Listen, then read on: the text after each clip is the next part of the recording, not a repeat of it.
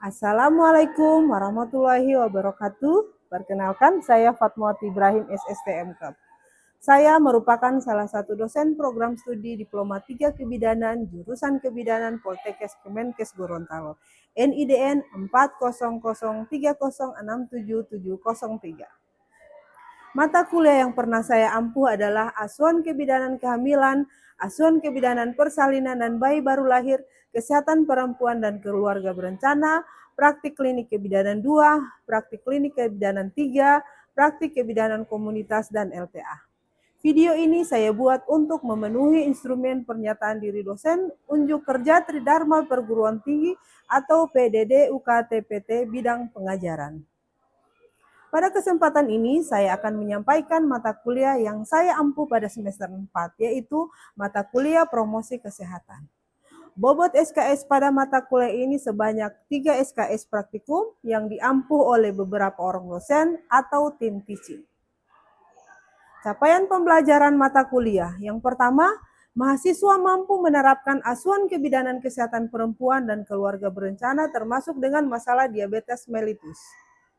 Kedua, mahasiswa mampu menerapkan komunikasi, edukasi dalam upaya promotif dan preventif dengan media dan metode yang relevan bagi individu, keluarga, kelompok, dan masyarakat pada asuhan kebidanan kesehatan perempuan dan keluarga berencana termasuk dengan masalah diabetes mellitus.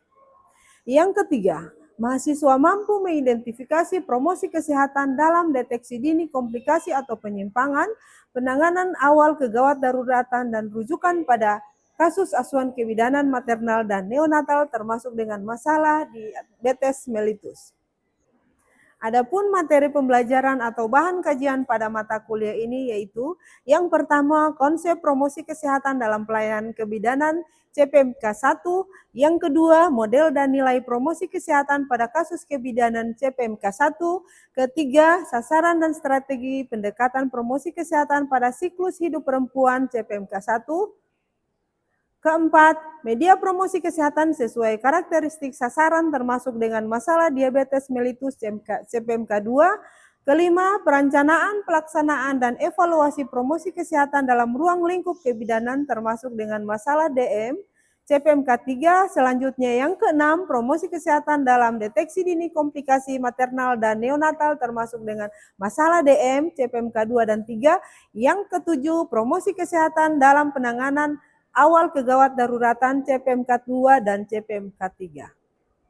Untuk mendukung proses pembelajaran, saya juga aktif menyusun dan menerbitkan buku yang telah memiliki ISBN, yaitu pertama, buku komunikasi dalam kebidanan penerbit CV Media Sains Indonesia di tahun 2024 dengan nomor ISBN 978623197. Kemudian yang kedua, peningkatan kesehatan pada remaja putri di pesantren 2 oleh CV Amarta Media pada tahun 2022, ISBN 9786234191219. Dan yang terakhir, menyusun bahan ajar promosi kesehatan di tahun 2023. Untuk mencapai capaian pembelajaran mata kuliah secara maksimal, saya menggunakan media dengan memanfaatkan software, PowerPoint, video player, Zoom, Canva, Google Meet, Civema Cloud, dan hardware, buku ajaran, modul praktikum, LCD, serta evidence-based practice melalui jurnal ilmiah yang terkini. Selama perkuliahan, saya menerapkan aspek pendekatan DIA, Delivery, Interaction, dan Assessment. Delivery atau proses penyampaian pembelajaran pada mahasiswa, proses penyampaian materi pembelajaran dengan metode ceramah, demonstrasi, role play, simulasi, peer learning, refleksi, discovery learning, case-based learning, small group discussion, problem-based learning, dan project-based learning. Selain itu, saya juga mengintegrasikan hasil penelitian ke dalam proses pembelajaran. Salah satunya adalah hasil penelitian mengenai pengaruh pemberian pisang Ambon terhadap kadar hemoglobin remaja putri yang dipublikasikan pada jurnal Jambura Journal of Health Science and Research pada tahun 2023 terindeks tinta, serta sebagai penguatan materi pada pertemuan yang keenam. Selanjutnya hasil luaran pengabdian kepada masyarakat tentang pemberdayaan guru dan karang taruna dalam pelaksanaan senam yoga terhadap penurunan dysmenorrhea yang dipublikasikan pada Jurnal Masyarakat Mandiri di tahun 2022 yang terintegrasi pada pertemuan yang ke-6. Hasil penelitian dan pengamas ini saya integrasikan bertujuan agar mahasiswa memperoleh berbasis bukti evidence-based midwifery dan relevan dengan praktek pelayanan kebidanan. Yang kedua adalah interaction. Interaksi merupakan proses mahasiswa aktif dalam pembelajaran. Interaksi pembelajaran menerapkan pendekatan student-centered learning dengan membangun komunikasi dua arah dengan melakukan role play, demonstrasi praktik. Memilih media, merancang media yang digunakan tepat sasaran dan berdasarkan evidence-based practice yaitu hasil literatur dan jurnal ilmiah. Melakukan simulasi komunikasi edukasi dalam deteksi dini komunikasi kegawat daruratan dan rujukan dengan media dan metode yang relevan melalui problem-based learning, case-based learning, dan small group discussion. Pada pertemuan ini, metode utama yang digunakan adalah Case-Based Learning atau CBL dan Project-Based Learning atau PJBL, di mana mahasiswa menganalisa kasus dan merancang media promosi kesehatan dan menghasilkan produk media berdasarkan kasus, serta memperoleh umpan balik dari lembar penilaian antar mahasiswa atau peer assessment dan dosen sebagai fasilitator. Yang ketiga adalah assessment. Hasil penilaian belajar yang saya lakukan adalah melalui penilaian sebagai berikut. Tugas 20%, UTS 10%, UAS 35%, praktik 35%. Penilaian praktik misalnya makalah, presentasi, role play, konseling menggunakan media promosi. Selanjutnya saya akan menampilkan video pembelajaran saya yaitu mempresentasikan dan menjelaskan media promosi kesehatan secara komunikatif serta menerima masukan untuk penyempurnaan media. Bismillahirrahmanirrahim. Assalamualaikum warahmatullahi wabarakatuh. Waalaikumsalam warahmatullahi wabarakatuh. Selamat pagi semuanya. Pagi, Bu. Ya, semangat pagi. Pagi. Luar biasa. Oke, terima kasih untuk kesempatan kali ini kita bertemu pada pertemuan yang ke-6 dengan mata kuliah promosi kesehatan. Oke, sebelum kita lanjut, saya meminta tolong kepada Sipen untuk memimpin doa. Ya, untuk itu saya persilakan Sipen atas nama Novita untuk memberikan. Sebelum belajar, marilah kita berdoa sesuai dengan masing-masing. Berdoa dimulai.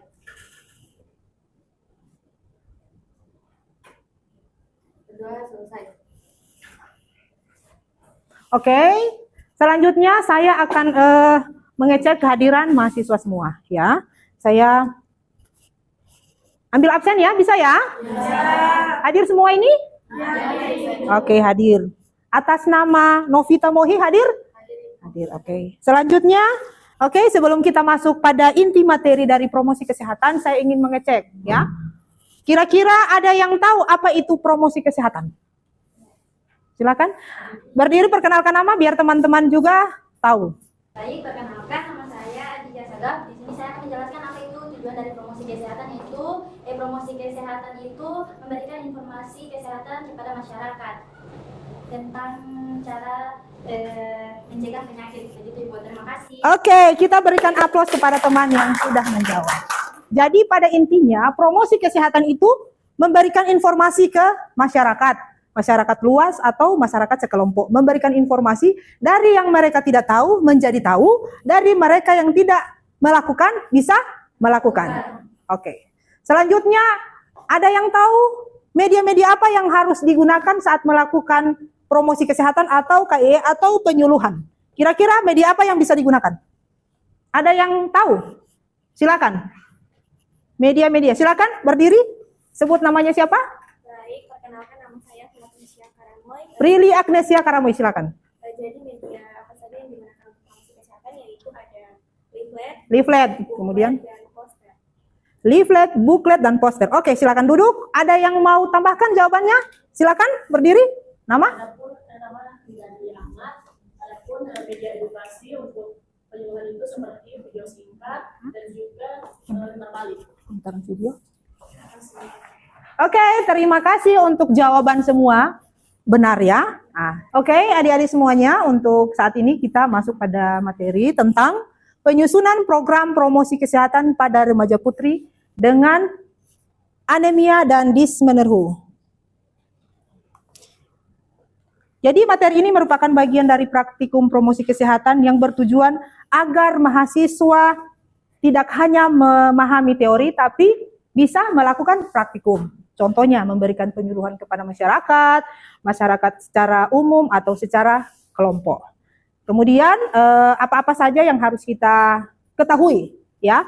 Pertama, pendahuluan dan tujuan pembelajaran. Di sini pendahuluan adalah promosi kesehatan meningkatkan pengetahuan, sikap, perilaku individu agar mampu menjaga kesehatan secara mandiri. Remaja putri rentan mengalami anemia dan dysmenorrhea. Dua masalah kesehatan reproduksi yang perlu ditangani melalui perencanaan promosi kesehatan yang tepat sasaran. Ya, oke. Untuk materi selanjutnya, yang pertama anemia pada remaja putri. Ya, anemia pada remaja putri ini artinya adalah anemia adalah kondisi kadar hemoglobin atau Hb di bawah normal, sehingga kemampuan darah membawa oksigen berkurang. Remaja putri beresiko tinggi akibat pertumbuhan cepat dan kehilangan darah saat menstruasi. Ya, jadi adik-adik sudah tahu apa itu anemia ya pada remaja ya. Adik-adik semua kan remaja, jadi tahu. Harus kita tahu apa itu anemia agar bisa mencegah jangan terjadi pada adik-adik semua. Kemudian salah satu penyebab dari anemia kira-kira apa saja? Coba tolong bantu bacakan, Nak. Kurang konsumsi makanan kaya zat besi, Bu. Oke, jadi di sini kurang dari konsumsi makanan zat besi. Ya, contohnya di makanan apa? Sayur-sayuran. Oke, bisa. Selanjutnya, menstruasi setiap bulan. Oh, ternyata menstruasi setiap bulan itu mengakibatkan anemia. Alhamdulillah, program dari pemerintah itu salah satunya remaja itu dibuatkan posyandu remaja. Salah satunya adalah memberikan FE atau tablet merah untuk mencegah agar tidak terjadi anemia. Itu salah satunya ya. Karena setiap remaja itu setiap bulan mendapatkan haid, ya. Mens. Kata lainnya dari haid adalah mens. Selanjutnya kita masuk pada kebiasaan diet dan kurang vitamin C. Ini untuk remaja-remaja putri, kadang-kadang mereka menjaga badan biar tetap langsing dan sikset. Ya, mereka berusaha diet. Diet tidak sesuai dengan aturan. Ya, jadi dibedakan diet sama menahan makan. Ya, kadang-kadang remaja seperti itu, apalagi mereka kurang minum vitamin C. Ya, vitamin C itu didapati dari buah-buahan seperti apa? Jus jeruk, pada buah jeruk. Ya, kemudian bisa juga dibantu dengan menggunakan tablet vitamin C. Oke. Selanjutnya, kebiasaan minum teh kopi setiap malam. Ya, ada yang kebiasaan setiap malam harus minum kopi sama minum teh? Tidak ya. Kenapa? Karena alasan untuk minum kopi dan teh itu biasanya makanan yang kita makan itu kurang terserap. Paham ya? Selanjutnya ini yang paling tren, kurang istirahat.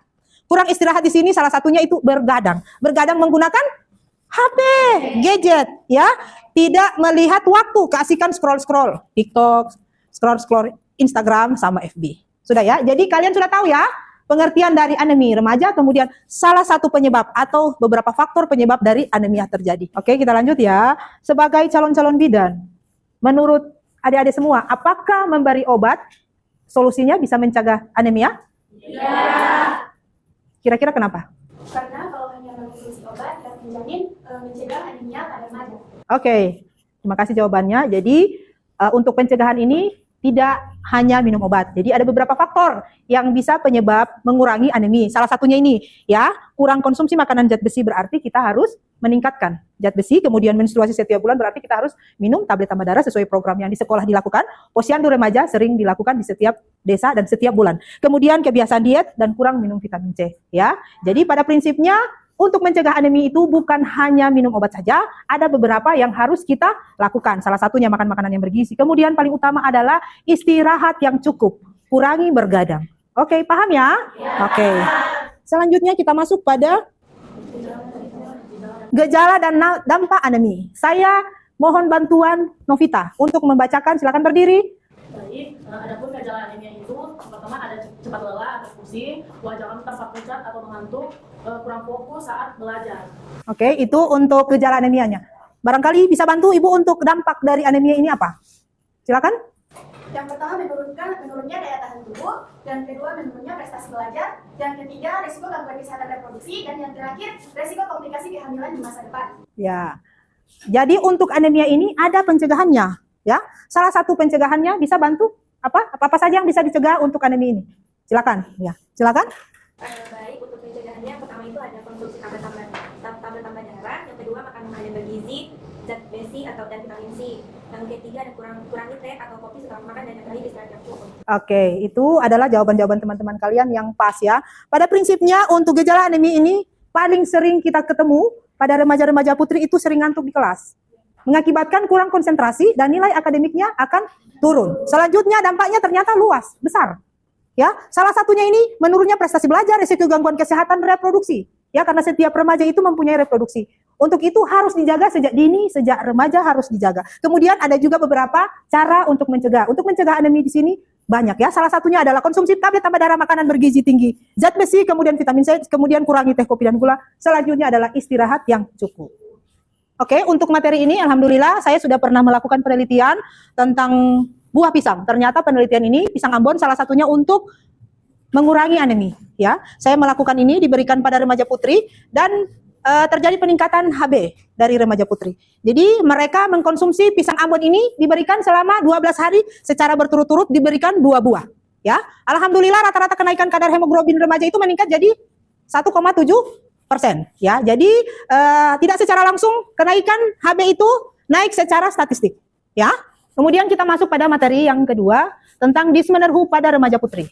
Ya, jadi ada dysmenorrhea pada remaja putri. Di sini ada pengertian dan gejalanya. Pengertiannya dysmenorrhea ada rasa nyeri saat menstruasi yang sering mengganggu aktivitas dan konsentrasi belajar remaja putri. Ini adalah salah satu menurunnya konsentrasi di saat dysmenorrhea. Dysmenorrhea itu berarti nyeri pada saat haid. Biasanya nyeri itu pada hari pertama, kedua, dan ketiga. Itu ya. 3 hari berturut-turut itu mengurangi konsentrasi daripada adik-adik remaja kita yang belajarnya pasti akan menurun. Selanjutnya, ini ada gejala-gejala, biasanya itu ada nyeri perut bagian bawah melingkar ke pinggang, ya. Nyeri perut, kemudian ada mual, kadang-kadang itu mual, ya. Selanjutnya itu susah sekali untuk berkonsentrasi karena ada rasa mualnya. Selanjutnya ada aktivitas yang terganggu. Biasanya remaja putri pada saat haid itu aktivitasnya terganggu, kadang-kadang hanya istirahat saja atau tidur baring di tempat tidur. Selanjutnya ada penata laksanaan, biasanya dibantu dengan analgesik sesuai anjuran tenaga kesehatan. Ya, biasanya diberikan obat-obat analgetik. Contohnya, obat paracetamol, ya, Mevinal, contoh obat analgetiknya. Selanjutnya ada non-farmakologi, contohnya adalah yoga, seperti yang kalian lihat ini. Ini yoga, kemudian relaksasi latihan pernafasan, serta aktivitas fisik yang ringan. Saya juga pernah melakukan pengabdian kepada masyarakat tentang evidence-based practice senam yoga dan dysmenorrhea. Yang menghasilkan kegiatan pengabdian masyarakat menunjukkan bahwa senam yoga mampu menurunkan nyeri menstruasi secara signifikan setelah intervensi. Sebagian besar peserta mengalami nyeri ringan dan terjadi peningkatan pengetahuan menjadi 88,7%. Ya, berdasarkan hasil pengabdian saya ini yoga berarti dia meningkat menjadi 88,7% pengetahuan remaja. Ya. Yang pertama itu harus dilakukan intervensi. Contoh, senam yoga pada remaja putri, kemudian hasil nyerinya sebagian besar peserta mengalami nyeri ringan setelah dilakukan yoga atau setelah dilakukan intervensi. Selanjutnya, remaja putri meningkat pengetahuannya setelah dilakukan pengabmas ini tentang yoga. Kita masuk pada contoh kasus untuk praktikum nantinya ya. Jadi, saya angkat ada 2 kasus. Contoh kasusnya pertama, remaja putri yang umur 16 tahun, mengeluh cepat lelah, sering pusing saat menstruasi, HB 10,8 gram, kemudian jarang minum tablet tambah darah, sering minum teh setelah makan. Ya. Kemudian yang kedua, tugas untuk kelompok yang kedua itu remaja putri 15 tahun tentang dysmenorrhea. Di situ ada nyeri haid skala 7 setiap menstruasi, sering tidak masuk sekolah, belum tahu teknik non-farmakologi untuk mengurangi nyeri. Jadi di sini saya bagi 2 kelompok. Yang sayap kiri saya itu membahas tentang anemia, kemudian yang sayap kanan saya itu membahas tentang dysmenorrhea. Tugas untuk anemia adalah susun pengkajian, kemudian identifikasi masalah, selanjutnya tujuan, materi, metode, media, dan evaluasi. Untuk sayap kanan, susun program tentang dysmenorrhea, senam yoga, relaksasi, dan evaluasi tingkat nyeri. Bagaimana ini? Sebagai iya. Ya.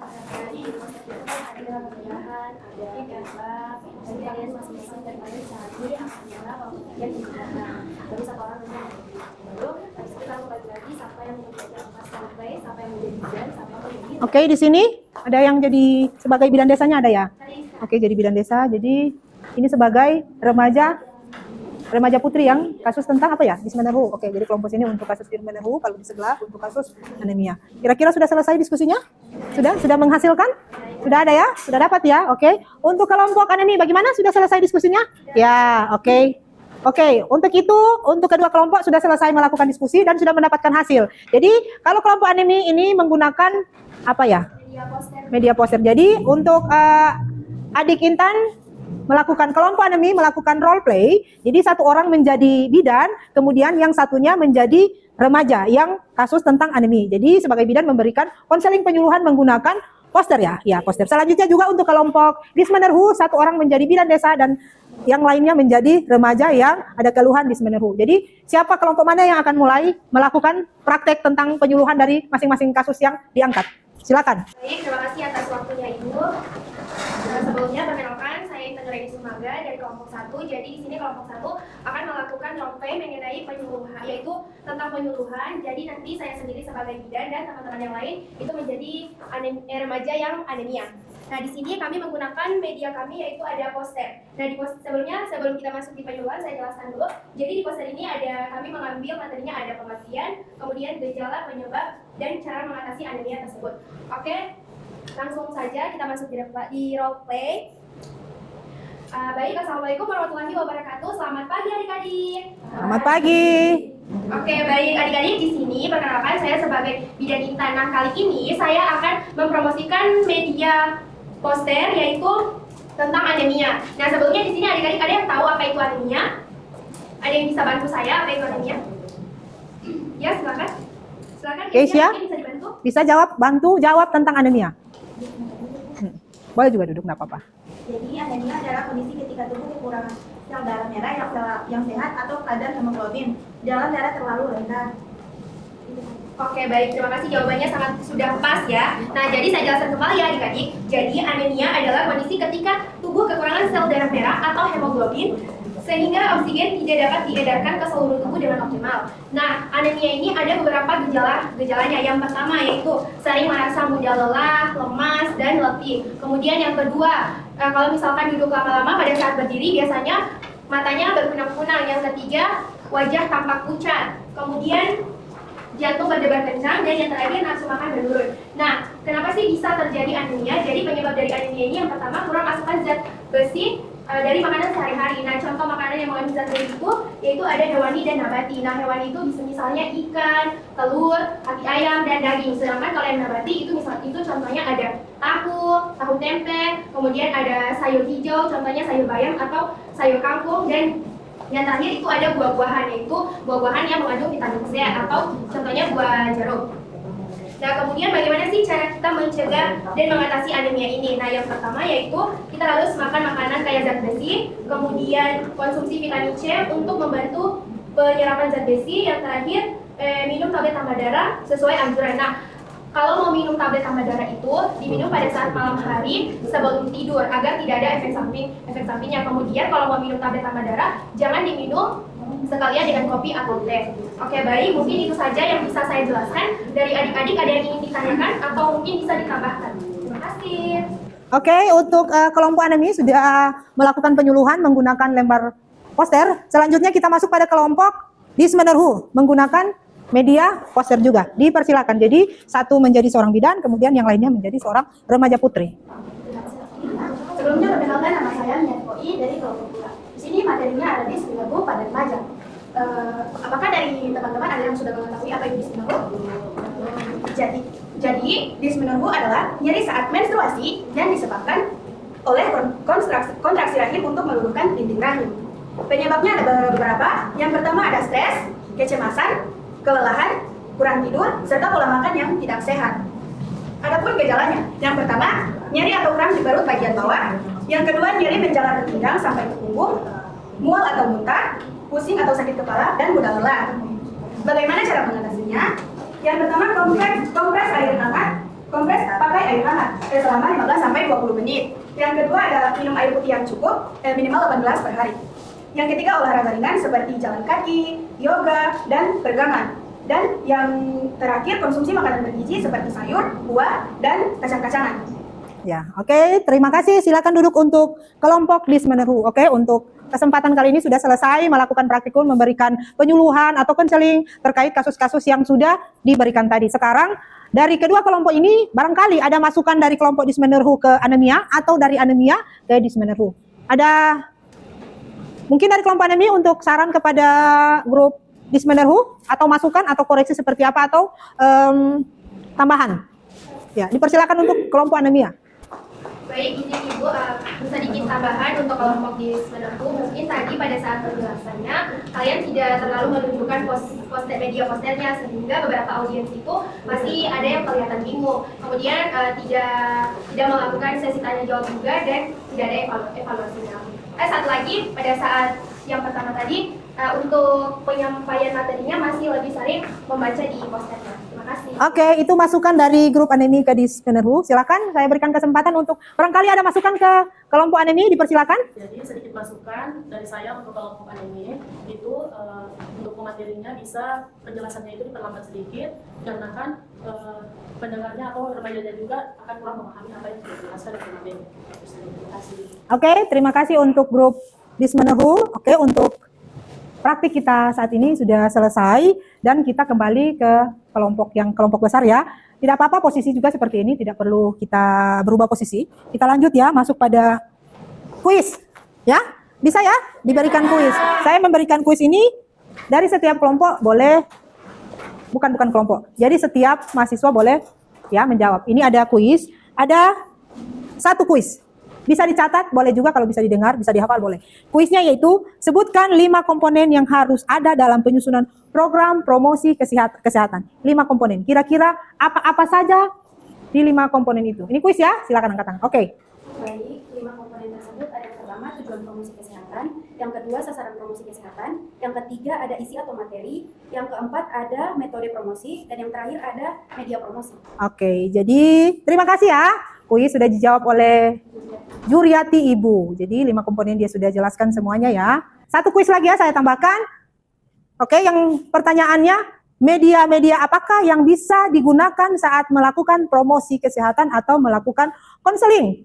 Silakan, siapa yang bisa? Oke, atas nama? Oke, silakan. Media seperti leaflet, poster, booklet, dan video singkat Ibu.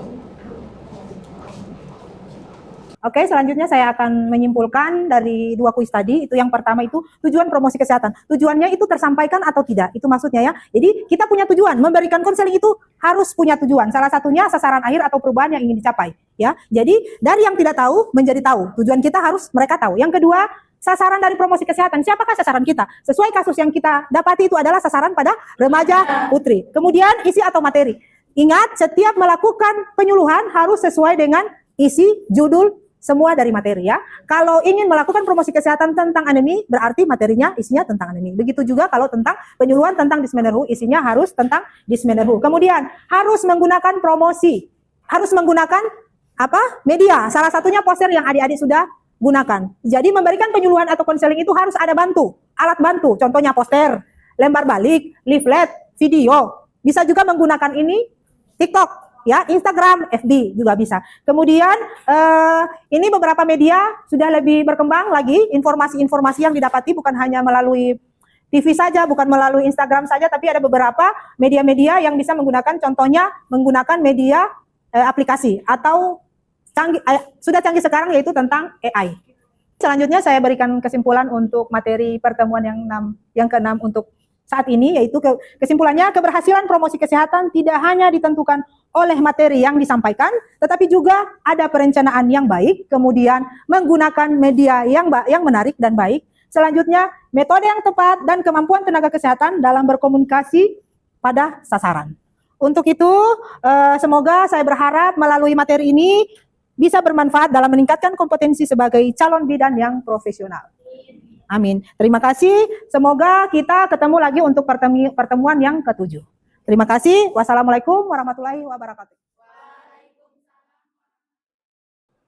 Sekian dari saya. Terima kasih. Wassalamualaikum warahmatullahi wabarakatuh.